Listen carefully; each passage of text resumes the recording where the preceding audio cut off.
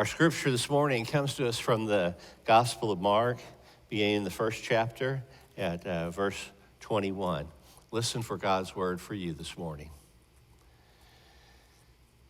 They went to Capernaum, and when the Sabbath came, he entered the synagogue and he taught. And all were astounded by his teachings, for he taught them as one having authority, and not as the scribes. Just then, they were in the synagogue, a man with an unclean spirit, and he cried out, "What have you to do with me, Jesus of Nazareth? Have you come to destroy us? I know who you are, the Holy One of God."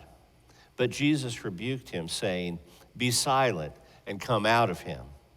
And the unclean spirit convulsed him and cried out in a loud voice. It came out of him. And they were all amazed, and they kept on asking one another, "What is this? A new teaching with authority. He commands even the unclean spirits, and they obey him." At once, his fame began to spread throughout the surrounding region of Galilee. This is the word of God for the people of God. Thanks be to God. So I shared with you the gospel for this calendar year is from Mark and in the lectionary. And so whenever I'm preaching from the gospel in the lectionary, more often than not this year, it'll be from the Gospel of Mark. John is kind of scattered around throughout the 3 years of the lectionary, so occasionally John will pop up in there, but Mark's going to be the focus. And this is early on in the Gospel of Mark, in the first chapter. And so little by little, we're going to move through this year, going through sections of the Gospel of Mark.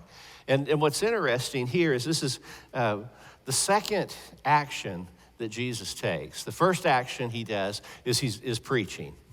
And this is the second, and he is teaching. Those really are the core of what Jesus is about, his ministry of preaching and teaching. And here he is teaching, and they are amazed. They are astonished. His first and second actions, preaching and teaching.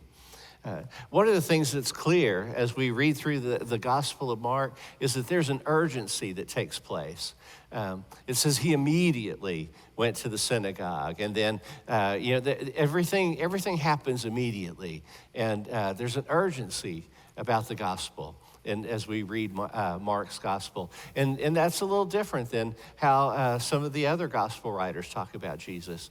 And it's not that others don't think that Jesus wasn't urgent. It's just that each of the writers give us a particular way of looking at Jesus and seeing. And so whenever we read Mark's gospel, everything less descriptive, a little more boom, boom, boom. It happens quickly in the way we move through Matthew or Mark's account of the gospel of Jesus.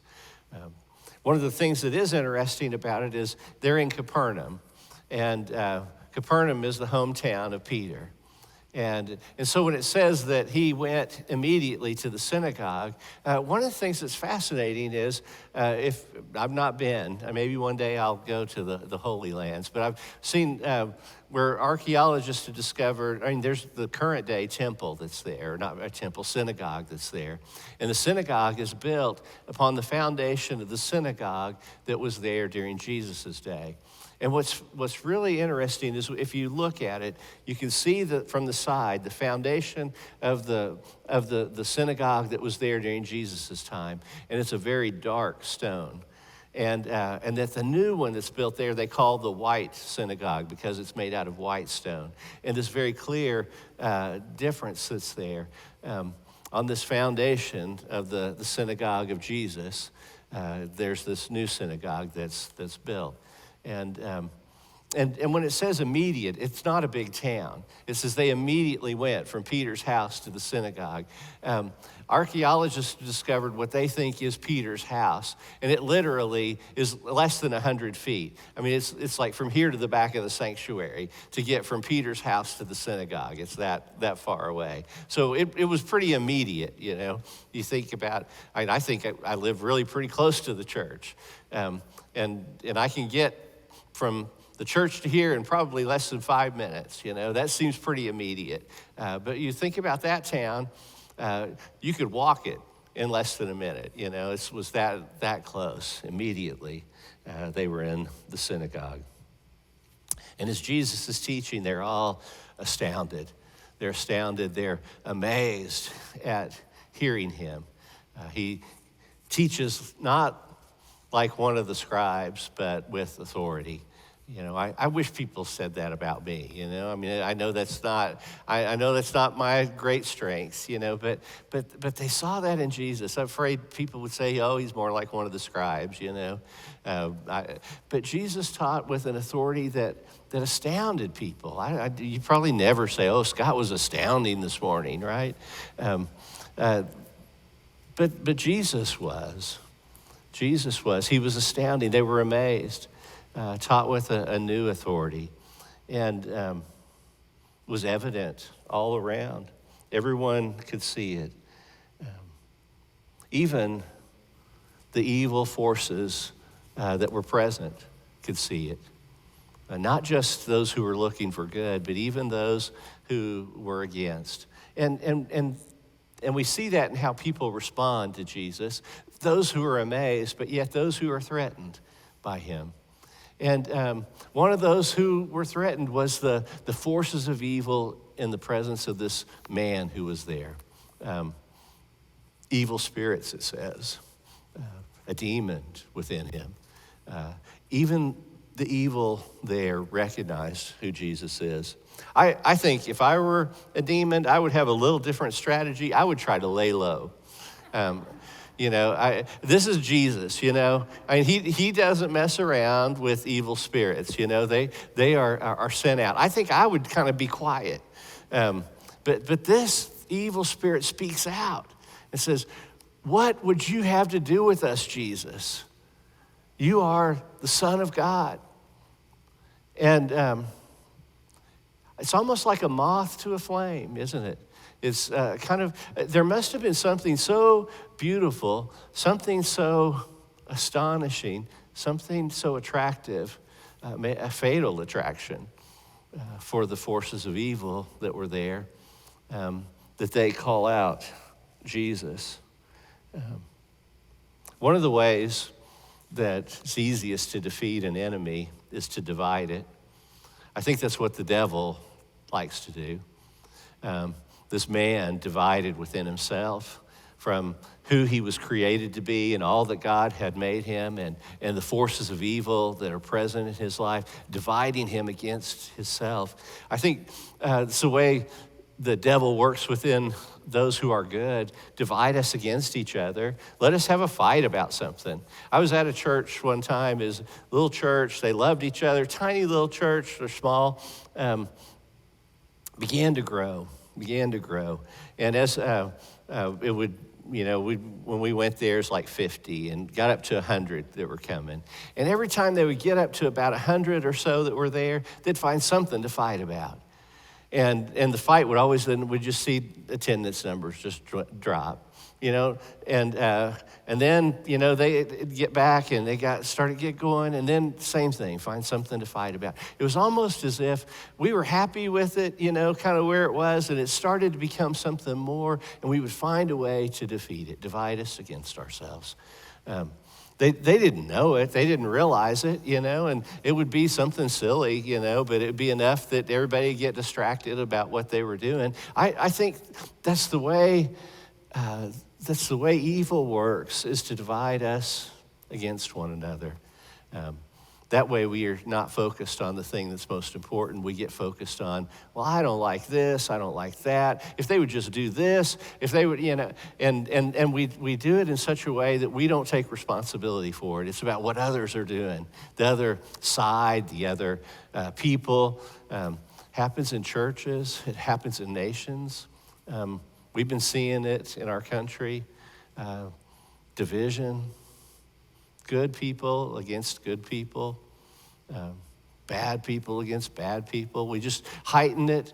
We draw it more clearly. I am not interested in your political ideology anymore. I just don't care anymore.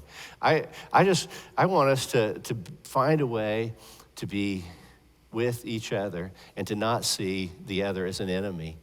There's too much of that. There's way too much of that. What we've seen in the last few weeks is nothing but evil personified in what's happened in our country. It's awful. Even people that might be well-intended, they find themselves in places that I don't think they would have ever been, except they've been led into a place of manipulation by evil. And that kind of division is no good. It's no good for a country. It's no good for a church. It's no good for a community. It's no good for a family. It's no good for an individual to be so divided against oneself when you cannot see the other person as a valued child of God. If Jesus were, if it were just about the demon, then that would be one thing. But he sees, he knows that this man who is controlled by this evil force is good. He's a child of God. And so he sets him free. He's set free from that. The evil is called out. What is so amazing, so beautiful, so fascinating about Jesus that we are drawn to him? Even the demons cannot resist. I would have taken the strategy to lie low until he was gone, yet they could not resist speaking out. Jesus speaks to the forces of darkness. That's important to know. He didn't ignore it. He didn't pretend it wasn't there. He calls it out. He speaks it. And that's one of the things we have to do, is we have to call out the forces of darkness, to be able to name it. And when he tells the spirit to leave, it says in the translation that I read, silence. Silence is how he says it. That's pretty polite. The Greek is actually more like slang. It's shut up. I mean, that's what it's closer to. It's shut your mouth and get out of here. I mean, that's what Jesus is saying to the force of evil. It's not, oh, would you pretty please be quiet and just kind of, no, don't say that, He calls it out for what it is. Shut up and be sent out. I'll never forget, all those memories you have of your kids and family times together. And I remember we were at Angie's parents' house, and her parents and Angie and I don't remember who else, but several of the adults were at the table. And I wish I could remember which, I don't know, but Anna or Thomas came to the table to tell on the other. And they told us that the other one had said the S word. And Angie's folks look, their eyes get big, the S word. And so they look at us, and I said, and what is the S word? They were really got nervous then. And whichever one it was, it says, shut up. Because in our house, you did not tell someone to shut up. And I said, and what's the other S word? Stupid. If you didn't call someone stupid. Those were the S words, shut up or stupid. Jesus has no room for politeness.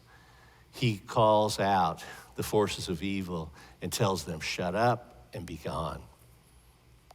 And we need to do that. We need to have that kind of voice when we deal with evil in the world. We need to name it. Political ideologies that will tell us what to do and what we are to think whenever it means dismissing people of God's own choosing that are God's children in our lives. Marketers that'll tell us our value is what we can buy, and that's it. The world is set up on a marketing platform that we are simply consumers, and everything is about selling something to us. When the church gets too focused on marketing and how we make it good, we miss the point. Whenever we get that mentality in our lives that it's all about consumers, we have missed it. Whenever we hear that voice in our head that says we're no good, that reminds us of all the places we messed up. I don't know why. The other day I was driving. I thought about something that I was like, man, I wish I'd have just done this different as a parent, you know. I missed the mark in this way. And then it just kind of began to roll. It's like, and you know, all the things that I messed up over the years, they just kept coming to me, you know. That's a part of the forces of evil in our lives that hold us back. And we play those tapes over and over again. It's like pull out the VCR tape of all the bad things from those years and plug it in, and it just kind of keeps rolling, and we get to a place where we see ourselves as no good. We put our lives, all that before him, and Jesus doesn't care. He does not care. In fact, he sends it all away. Silence, go away. All those things are to be gone. You are forgiven. You're set free from all that. You don't have to be bound by it. You don't have to act upon it. You don't have to let it control how you feel. You're set free from that. Just take that old tape and throw it away. Yeah, it's the hardest thing we do. It's just, it always kind of is hanging back there. And things we just not done right, we messed up, you know, should have called this person, should have done that. I wish, you know, are they upset at me because of this? Or, you know, all those things that if we just done a little, we're set free of it. You're forgiven of those things. You don't have to hang on to them anymore because of this one who's so astounding, one who's so amazing, and we stand in his presence and we're set free. We don't have to be, even though others may remember, and it may be the tape they play, it's not the tape you have to play. And you begin to create a new relationship with others. Be astounded. I think we want to be astounding. We want to be astounding people who everybody just is drawn to. But the truth is, Jesus is the one who's astounding. And all the rest are the ones who are astounded by him. They go to seminary to teach you to be a pastor. They teach you to have all these answers. And you know, maybe we need to look less for answers than just to look for mystery and wonder and stand in the presence of it. Maybe it's not so much that we have all the answers about who God is and who Jesus is. Maybe it's that we just stand in the mystery of the moment. You're astounding. Did you know that? One of the things I think we often look outside of ourselves for things, but how we are created, that God has made us, not that we're bright, shiny stars, but it's amazing how we are. And we can see that mystery in our own life and the life of those around us. I remember, I didn't understand it, but I remember it. The first year I went to summer camp. One of the activities that we were in our small groups, and they send us out to go out and have a meditative moment and then to come back, and they have certain tasks for us to do. I don't know if you ever did it at camp or things like that, but one of the things that they had us do was go sit out in the field. There was a canyon camp out there. There's a volleyball area out in the middle of that big open area, and have a 1 foot square of ground in front of you, and to take 10 minutes, gosh, it seemed like forever, 10 minutes, asking a teenager to sit and look at the ground for 10 minutes and write down everything that you see. I started grass. Sat there a long time. Oh, there's an ant. You know. Then I started looking at the grass. Well, it wasn't just grass. You know, there was clover. And in the clover, there were little flowers. I didn't even see it at first, you know. And then I see these little flies, not smaller than a fly. I don't know what they were, tiny little thing, you know, flying around the little flowers on the clover. And just every moment that I took a little longer to look deeper, it was amazing in that 1 square foot of ground how many things there were. And I think the intent, I didn't really get it, except that I saw a lot more than what I expected to see. I think the intent of it was that if we spent a moment looking, we would see something mysterious that we just walk over every single day. That all around us, there's amazing, astounding beauty in creation, and it's nothing less than God's gift to us to see and to enjoy, to be astounded by the mystery, to hold on to beauty in 1 square piece of ground. I'm astounded by so many things. It's pretty amazing technology, you know, that we're able to pull up so many things on our phone. One of you, after sermon a couple weeks ago, sent me this message. Said, your message today reminded me about something that happened to me about a year or so ago. For a long time, I've not felt comfortable when praying before a group or talking about my faith to others. I was waiting to board a train in the Norman station, and I was going with a friend to Texas. There's a passenger who was waiting there, and talked a little bit. She was going to Dallas to visit her sick mother, and it was raining very hard, and the announcer announced that it was going to be delayed. And she made a phone call to someone, hung up, and began to sob. I heard her say while on the phone that she was worried that she would miss the connection and not get to her mother's house today.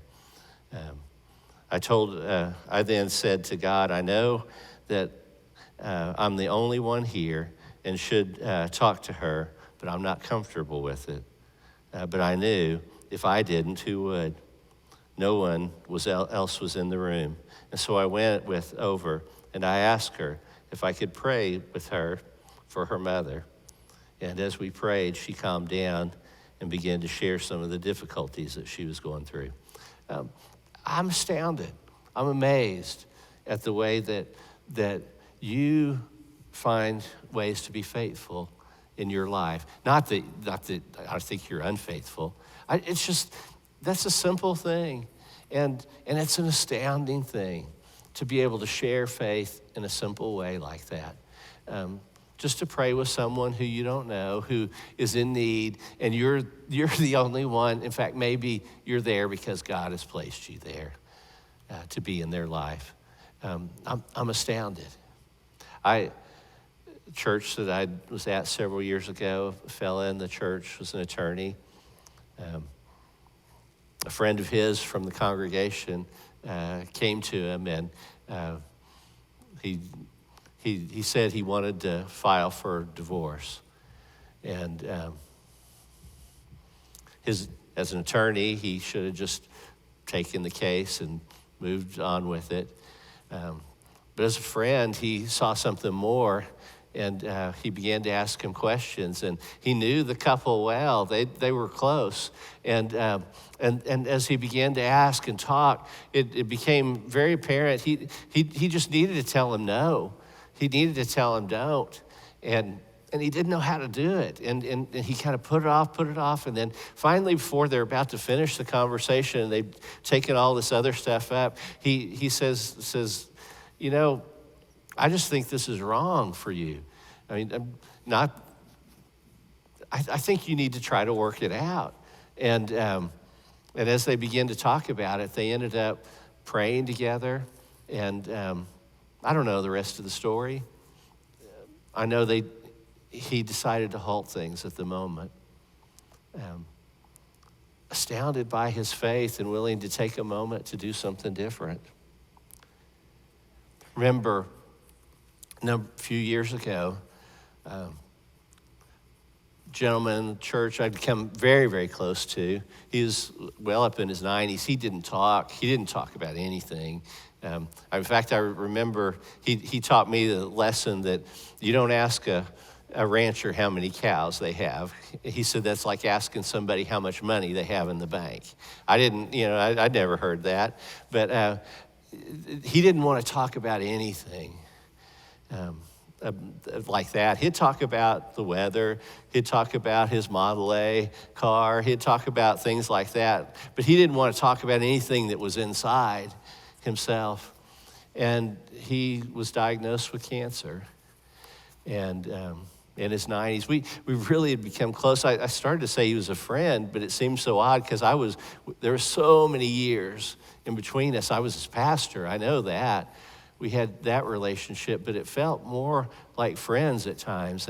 And as we were talking, and he was facing cancer, and he was at home, and I'd made a visit, and he said, I don't know how to do this. I've not been down this road before. What do I need to do? And we just began to talk. In that moment, he began to open up, and I was astounded by his honesty that he'd never been willing to go down before. He'd just hold it off and not talk about it. I think part of our task is not to try to be astounding, but to just be astounded. Astounded at the mystery of God places all around us. Let us stand in awe. Let us just soak it up. Let God speak to us. We don't have to figure it out. We don't have to understand it. Just embrace the mystery and stand in the place where we're before Jesus, attracted by his beauty, fascinated by his love, and changed by his very presence. Amen.